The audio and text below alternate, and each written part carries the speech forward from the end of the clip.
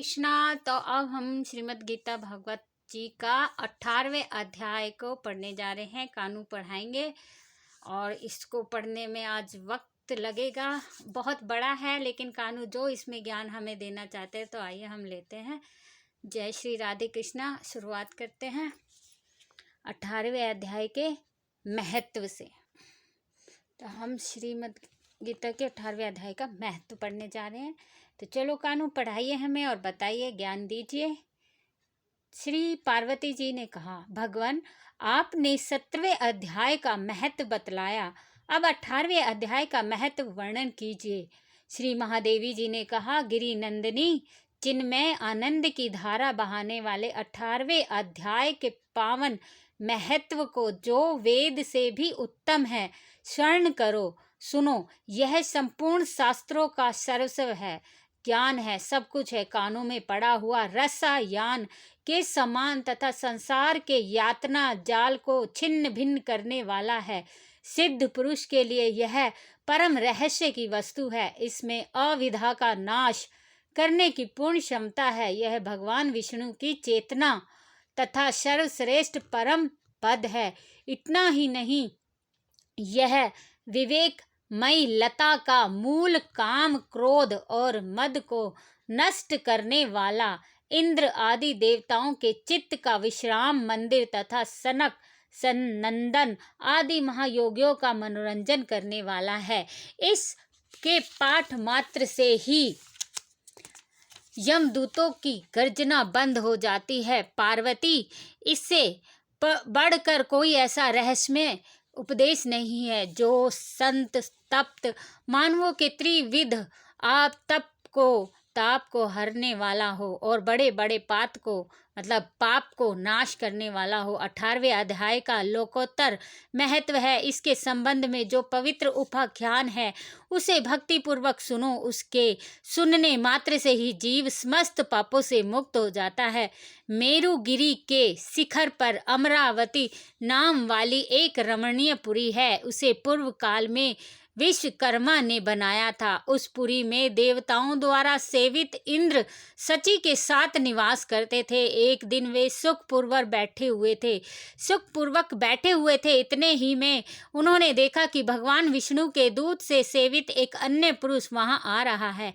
इंद्र उस नवागत पुरुष के तेज से तिरस्कृत होकर तुरंत ही अपने मणिमय सिंहासन से मंडप में गिर पड़े। तब इंद्र के सेवकों ने देवलोक के साम्राज्य का मुकुट इस नूतन इंद्र के मस्तक पर रख दिया।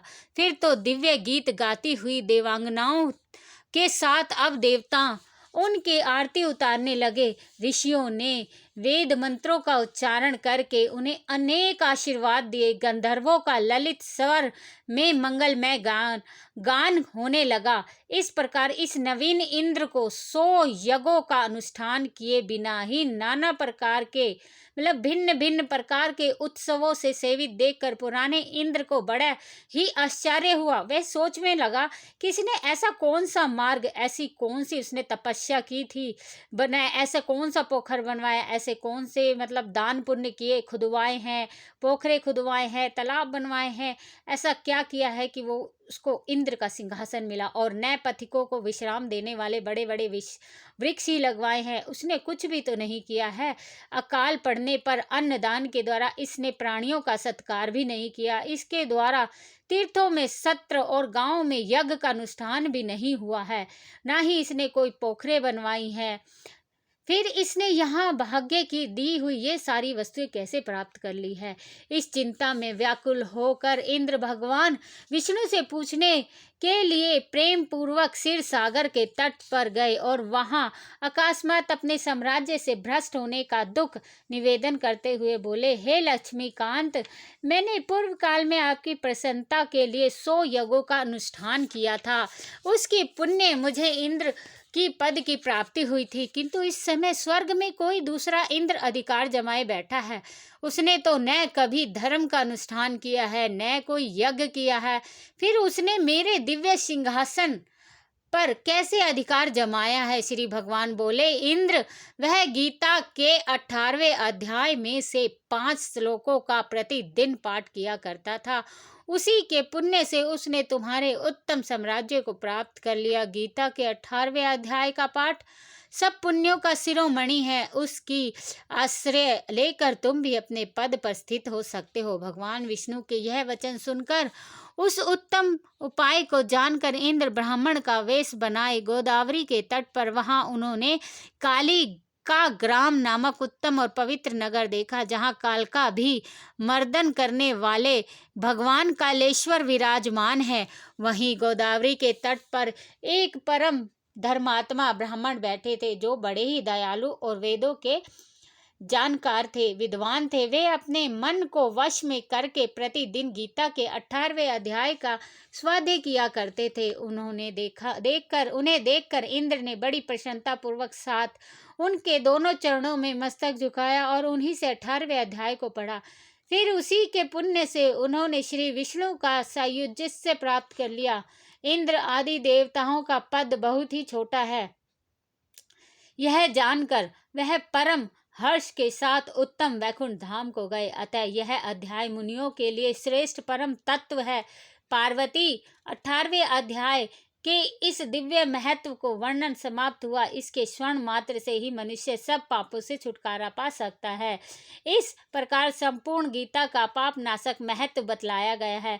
महाभागे, जो पुरुष श्रद्धा युक्त होकर इसका स्मरण करता है, वह समस्त योगों का फल पाकर अंत में श्री विष्णु भगवान के सायुज्य को प्राप्त कर लेता है।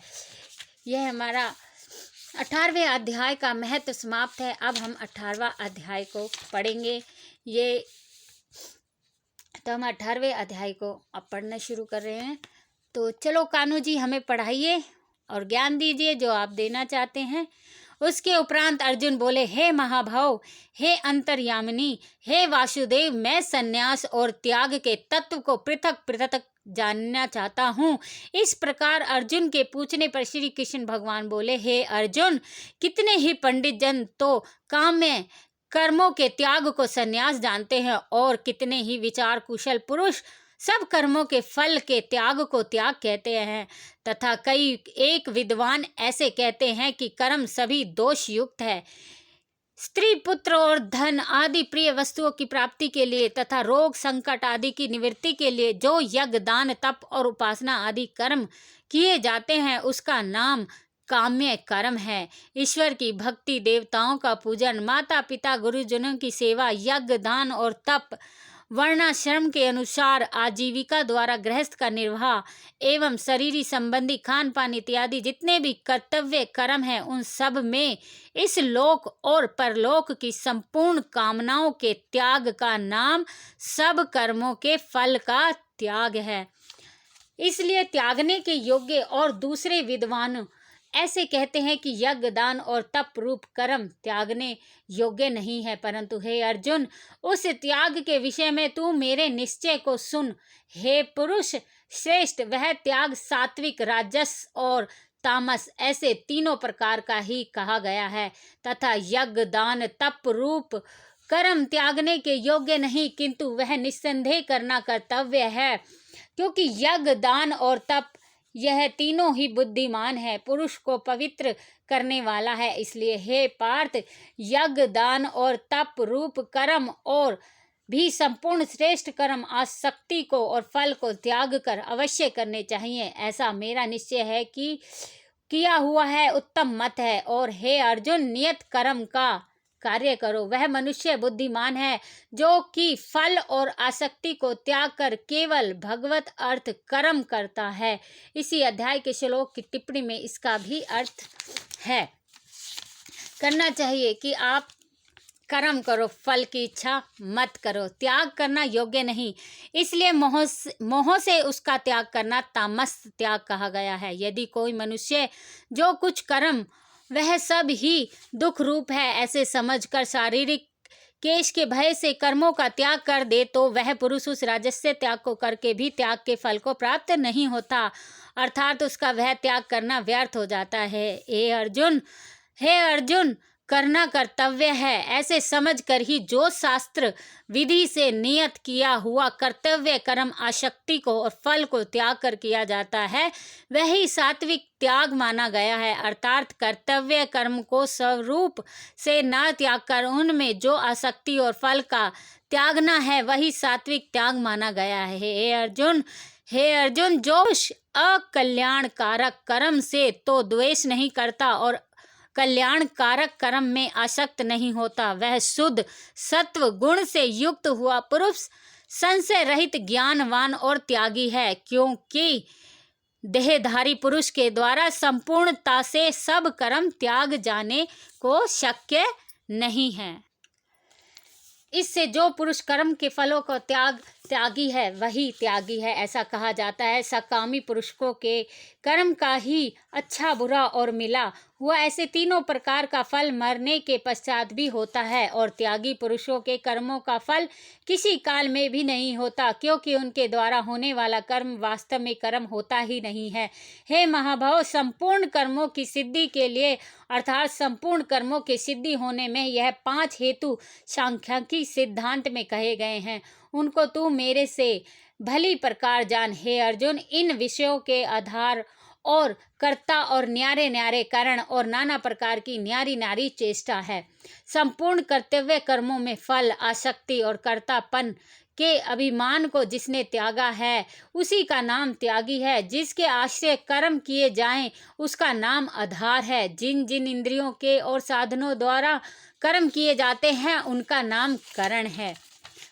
वैसे ही पांचवा हेतु देव कहा गया है, क्योंकि मनुष्य मन वाणी और शरीर से शास्त्र के अनुसार अथवा विपरीत भी जो कुछ कर्म आरंभ करता है, उसके यह 5 ही कारण है। परंतु ऐसा होने पर भी जो पुरुष अशुद्ध बुद्धि होने के कारण उस विषय में केवल शुद्ध स्वरूप आत्मा को करता देखता है, वह मलिन बुद्धि वाला अज्ञानी यथार्थ नहीं देखता। हे अर्जुन, जिस पुरुष के अंतकरण में कर्ता मैं करता हूँ ऐसा भाव नहीं है, तथा जिसकी बुद्धि सांसारिक पदार्थों में और संपूर्ण कर्मों में लिपामायन नहीं होती, वह पुरुष इन सब लोगों को मार कर भी वास्तव में न तो मरता है और न पाप से बंधता है।